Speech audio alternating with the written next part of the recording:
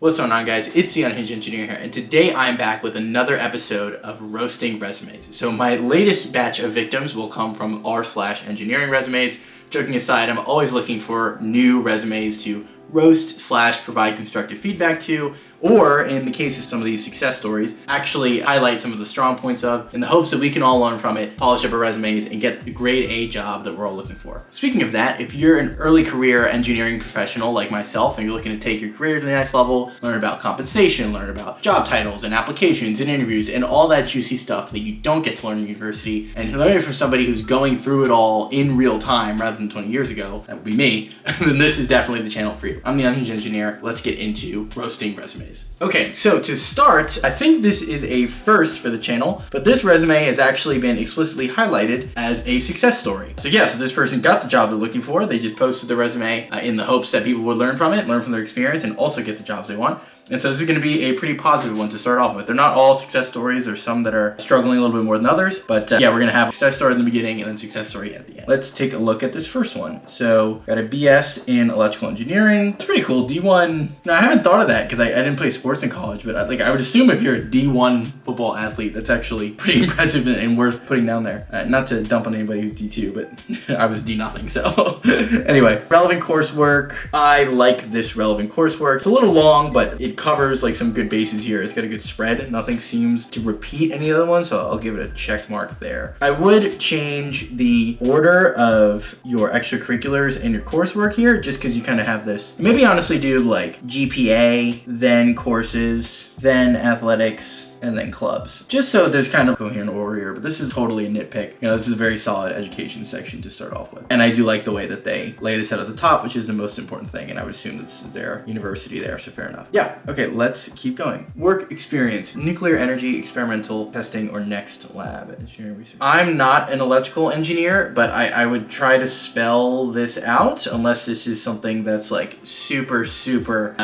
common knowledge to electrical engineers, and I'm just goofing off here. But in general, I do try to spell things out as much as possible, just on the off chance that somebody doesn't know it. You know, there's been lots of times, you know, a big one I remember for myself was OCR. You know, I had done computer vision for over a year when I ran into this little acronym debacle, and I kept hearing OCR everywhere and didn't understand what people were talking about. It's just optical character recognition, which if you've done computer vision, you know half of the papers you'll read on a given day are doing or optically recognizing characters. So you know, it's never beneath you to spell out an acronym. But again, this is all a nit. Love this. These are good XYZ methods here. Starts off with the what, did X, using Y, causing Z. This is the general XYZ method, and these are really great examples. And it looks like he's trying to quantify things where he can. You know, not all of these are going to have direct numbers that you can pull, but yeah, he's doing a really good job. He or she, I should say, is doing a really good job. Yeah, spelling things out in a good XYZ method. Oh, speaking of the devil, here is a good number, right? That's good. But you know, I honestly have like no feedback for these bullets. These are incredibly solid bullets. So well done here. Actually, I will say I don't have any all caps like this on my resume, but it does actually look really good in this format. So it kind of looks a little bit like the headers of the different sections, but you know, I'm not opposed to it. One little additional nit I do have is that this is not capital, right? So that should probably be capital to be in line with the rest of them. But you know, either way, it doesn't really matter. And mistakes are bound to happen, right? People forget stuff. If your recruiter's not like a total jerk, usually they'll let one slide. Love this bullet about the Bluetooth RC car. Like a lot of numbers, XYZ method, tools used. Yeah, and then my only other additional nit is this is a little bit wall of texty, but at the end of the day, if he or she has a lot of skills that they want to spell out, I'm not going to get in their way. You know, at the end of the day, that's a good problem to have. So yeah, overall, I mean, this is an incredibly solid resume, and I can see why it's a success story. Aside from this like minor, you know, capitalization thing, I don't really have any critiques. This is really good, and I like the format too. It's not one I've seen before, but it's pretty straightforward and doesn't do anything goofy with colors or weird formatting or whatever. It's really solid. Yeah, this is great. Next resume here. So this post had a bit of a funny title to it. Lightning has a higher chance of striking than my resume getting a hit. Unfortunate, but definitely relatable. You know, we've all been there. Hopefully we can find a couple areas for improvement that can help this person get the job they're looking for. So immediately what jumps out to me is I don't know where people get this idea to put education at the bottom. Put it at the top, especially considering this person has a master's degree. Definitely definitely would never advise putting your education at the bottom. Always put skills at the bottom. And an additional reason, aside from the fact that you should just have your education at the top so people see that first, something else I like is that, the idea with your skills is that your skills should be evident in the projects and like work experiences that you list out. And so when it's at the bottom, like in this resume, the skills section can serve as a good summary of everything that was highlighted in the resume itself. At the top here, you can see like all these skills are being spelled out, and then everything is listed out for you at the bottom. Versus when skills are first, it's kind of just like, oh, take my word for it. These are the skills I have. So it's definitely a good reason to, switch the order there. Software engineer, I would get rid of this. It doesn't really matter. It doesn't matter if you were a volunteer. They don't need that information. Good bullets here. Nit here is that this is kind of like a ZYX method where you have these numbers first. Like, even though the numbers are really, really important, and I like that you highlight them, I would definitely start off with what you did and then get to the quantities afterwards. But again, the fact that they're spelling out these numbers, like making them really explicit, is always a good thing that I would advise. And they are like ultimately getting to, yeah, you know what? I'm gonna take back that compliment actually. I mean, I feel like these bullets are mostly numbers. Like there's so many numbers and performance metrics flying around that it's hard to actually parse what tools you use to accomplish it, right? So this is not something I've seen before. Like usually people have the opposite problem where they spell out a bunch of stuff they did, but don't actually provide values and metrics that demonstrate the effectiveness. This is kind of the opposite. It's almost like too much. Yeah, I like the project for sure. These are good bullets, and I don't really have any complaints. And I like that you link to the GitHub here. Always important, link to the GitHub. If you have a project, link to it. You want people like parsing around and spending time looking at your resume and not somebody else's, right? Joking aside from the title of the Reddit post, like I don't think this resume is awful. I just think honestly there's a couple basic things that this person could correct and can actually go a really long way towards getting better performance metrics for the job applications and stuff. Next one here, US Biomedical Engineering, looking for ME/EE roles. This is interesting. This is a position I've been in before where your major is kind of not exactly the job title that you're looking for. And I've also had the opposite problem where, the title I previously had is not conducive to the job that I'm trying to go for next, right? So I've kind of had both sides of this mismatch coin here. So hopefully we can help this person. So education is first this time, so that's good. Personal statement, if you are gonna have a personal statement or objective statement, I would label it, say what it is instead of just a blob of text. I know it's obvious, but it just looks a little neater because everything else has headings next to it. Another nitpick, you have the position first and then company afterwards. And even down here with these university labs, my point is I would put your major first, your degree and your major, and then the university afterwards. I think also, aside from the fact that it's how you do everything else, that's how most people do it, is they put their degree before the university. Even if you went to an Ivy League or something, you definitely put the degree first. Seems like a lot of room wasted here, but it seems like you got plenty of room left, so it doesn't really matter. But yeah, might want to tighten. I would say honestly a lot of these margins between things, especially the sections, there's a lot of white space you're leaving up for grabs. Your resume isn't too sparse right now, but over time, like you start to look for more space, I would look for space in those areas. This person does something I like to do where they kind of have their first bullet be what I call an establishing bullet, where you're really just spelling out what the position was. In general, for most of my first bullets, I kind of veer away from the XYZ method. Not to say that I don't use it, but just I emphasize it less than establishing the context that usually the rest of the bullets will follow. Because even if the other bullets are for different projects you worked on in this position, usually you're gonna put your biggest one first, and that big one might set context for the rest. At least that's something I've found in my experience. Pretty cool project down here. This is awesome. I like that you spell out the whole thing here. Usually we want these titles to be brief, but this looks like it's a title for some kind of paper or thesis or something. And this is pretty cool. I like it. I would separate CAD and coding. Also, I think one of the unfortunate things with CAD versus coding is usually you're going for one kind of job or the other. I mean, maybe if you're looking at some kind of like robotics or mechatronics thing, you're gonna be expected to do both. My only point is I would be thoughtful about which one you put first and which one is longer, for lack of a better word, in the skills section, because it might bias people. I mean, it seems here, based on your experience, for one, you're definitely a biomedical engineer, like I can tell from the things in here, but also you did some really cool projects that I think any mechanical engineer or electrical engineer would understand the utility of and like the impressiveness of. So overall, I think this is good. It may behoove you, I can't think of a better word than that, to kind of try to insert some more EE or ME heavy keywords. This is a good resume and I think you spell things out well, but I'm not seeing a lot of keywords or key skills that you might see on a job rec. Like things here are pretty specific technologies you're using here, specific tools you're using. And you got a couple of CAD programs, but that's really it. And they're definitely not differentiators. But to me, I don't see any keywords, for lack of a better word. And the best way to find these is really just go on the kinds of job recs you're looking for and look at what they're asking for and then find some way to work that exact word into your resume so, parsers pick it up and you get flagged or whatever. And this might actually be a good reason to add a relevant coursework section here. Normally, I'm indifferent to whether or not somebody has relevant coursework, but I think for you, it seems like there aren't a lot of keywords that parsers can latch onto here, so that might be causing problems and causing your resume to not get flagged. Also, I guess side note, getting back to the personal statement, if you're trying to get more ME or EE roles, you should probably de-emphasize the biomedical stuff that you have in your personal statement, right? Like your personal statement or your objective statement, like that's what it's usually called, honestly, is an objective statement. Your objective statement is supposed to state your objectives. So if your objective is to shift from biomedical to more general ME or EE, then your objective statement should kind of reflect that. And don't say that literally. Don't say like, oh, I'm trying to make a switch.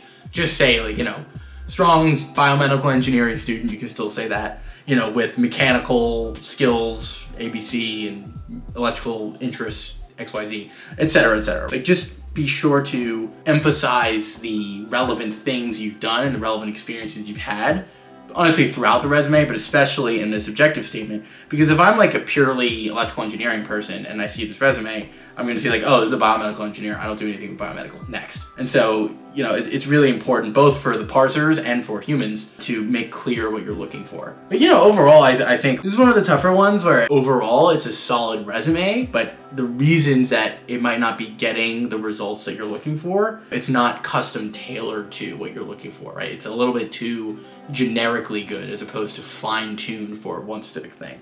But yeah, definitely think there's potential for that here. Two more we got here. One, Ivy League, CS, low callback rates. I think they spelled out like 3% in the post, but I don't actually remember. But let's get right into it. Good education section, nothing to say there. I don't know if this is all you did, but I would in general try to have more than one bullet. I mean, I would advise like a minimum of 2, and that minimum would really be for like things towards the bottom of your resume that you care less about. Like I think the one I have the least on in my resume, if I think about it, is 2 bullets, and that's something from undergrad that I barely care about anymore. For your first thing out of the gate to only have 1 bullet is a little weird. I would definitely try to flesh it out more if you can, and if you really can't, then find some way to make it not the first one. Fudge the dates or whatever. Yeah, because 1 bullet's a little strange. I like the bolding. For me, personally, like this is my argument, the bolding is for humans so that the human eye captures things more easily. And so bolding the performance metrics makes less sense to me, and I would more bold the tools you use, like AWS and Celery, whatever that is, SendGrid, email, right? If you're not using tools, or if you're not interested in highlighting the tools that you use, then maybe the technologies like asynchronous queue processing and Python you have here. My point here is the numbers really, whether or not a number is bold is not going to push somebody over the edge. What's going to push somebody over the edge is, do you have the exact set of skills and experience that they're looking for? And the bolding helps that conclusion be easier for them to draw. So yeah, but that's a nit. Again, like I like the bolding in general, and if you decide to stay with this, I still like the bolding. I still think it's great. This is a very strong XYZ bullet with quantified metrics at the back, so kudos to you there. Yeah, same one at the bottom is good. And this is also a good example of a bullet. Not every bullet has to have a number. I know it's a high bar to have a quantifiable metric for every single bullet, and this one is perfectly fine without that. It just demonstrates, a capability add, a feature add, whatever you want to call it, that this person did. This bottom bullet for this internship, earliest internship you have here, that seems pretty cool, and I would bet you could get some more bullets out of that. That's a pretty impressive feat, I would say. But like technologies, methods used, user feedback, whatever. Like you could definitely squeak a couple more bullets out of here. And I know your projects are good. I can already tell just from skimming them, like these projects seem really interesting. But overall, it is better to have more work experience there than projects, just because it kind of implies maturity. And I know you're still an undergrad, it says here, but the most adult we can look, the better, right? And so having more projects and more bullets in your projects than work experience kind of makes it look like your work experience was kind of flimsy, which doesn't seem the case from these bullets you have here, but it's just kind of how subconsciously we think about things. right? Like subconsciously we're waiting, oh, more of the page went to projects and experiences. And so naturally this person is just, they're doing projects at home, they don't have any work experience. That's not true, but subconsciously that's kind of how we think about things. Yeah, let's get to the project section. Yeah, I can honestly already tell that you put way more effort into these, no, I shouldn't say effort, but way more thought into these bullets than the, you know, work experience bullets, which I would generally advise the opposite. I like these tool call outs here. Like I would honestly replicate that upstairs too. Like I don't see any reason not to. One thing I will say about this resume is it really demonstrates an interest in performance engineering, high frequency requests and concurrency and all this juicy stuff. I can definitely tell what kind of positions you're looking for, or at least what kind of positions this resume indicates that you're looking for. Kudos to you there for being like pretty unique and distinguishable of what you have experience in. If you seem like a good candidate to everybody, you're not a great candidate for anybody. So yeah, I think this is good. Very cool, very cool.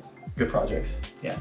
And then the skill section is great. You know, this is very solid. I do actually like how you kind of break out languages, frameworks, and developer tools. If you're only interested in software, which it seems like this person is, then breaking up programming languages into like languages, frameworks, and tools, like I think that's a cool organization structure there. Yeah, I think overall, you know, honestly, it's a shame this is getting low callback. Obviously, we all know that the undergrad job market is difficult now, so I'm sure this person's not alone. But I think there are some things that this could improve, but all the material seems there, or at least it's implied that it exists and it's omitted from this resume, right? Like I definitely think for whatever reason, it seems like you've kind of kept your work experiences a little lean and then focused more energy on the projects you did, which I'm sure you love these projects. I'm sure they're great, but you really want to stress these work experiences more because as an undergrad, you know, everybody's gonna have projects on their resume, right? But what work experience do you have? Especially, I don't know what companies these are, but if these are solid companies, like you really want to make clear, hey, you know, I worked at Facebook and I did cool shit. Okay, so we're going to end it off on a positive note here. This last resume will also be a success story. So I think this is the first where I've picked resumes that like are explicitly success stories and people just trying to share their resumes as good examples. But yeah, I like it. It's a good contrast to just roasting resumes of people who are struggling all day. Okay, first of all, right off the bat, these companies, you know, I love how this person like anonymized their information but didn't anonymize the companies, because these are some seriously stacked companies, right? Like Meta, Google, Apple, and Jane Street, right? And I don't know anything about these other two, but you know, they seem also, oh wow, is this like a Pokemon internship? That's actually pretty sick. I didn't even know. I guess this is the company that does Python stuff. I'm not actually sure about that, but that's cool. Yeah, and this is a startup, it looks like. Point is, this is a very stacked set of companies, right? And the nice thing about resumes like this is that you can kind of ride the coattails of whatever companies, you know, you have there. Like if you get enough name brand recognition, that does help a lot, right? And same thing goes for universities. Obviously, if you have like MIT at the top, you know, that's a big deal. And this person definitely does have some kick-ass companies here. Side note, personally, this is very cool. Yeah, as somebody who's done like performance and compiler stuff for AI inference, this is neat. These bullets are very lean, which I like. I think if you can find a way to optimally squeeze in every bullet into one line, I definitely think that's good. More single line bullets versus fewer multi-line bullets, it's just much cleaner. And this person, literally every single bullet is one line. So it's a pretty performance optimized resume. It does make things easier to read. So I'm wondering if this is a hyperlink. That would be pretty cool if this is like an actual tool that's deployed on the internet and people can view.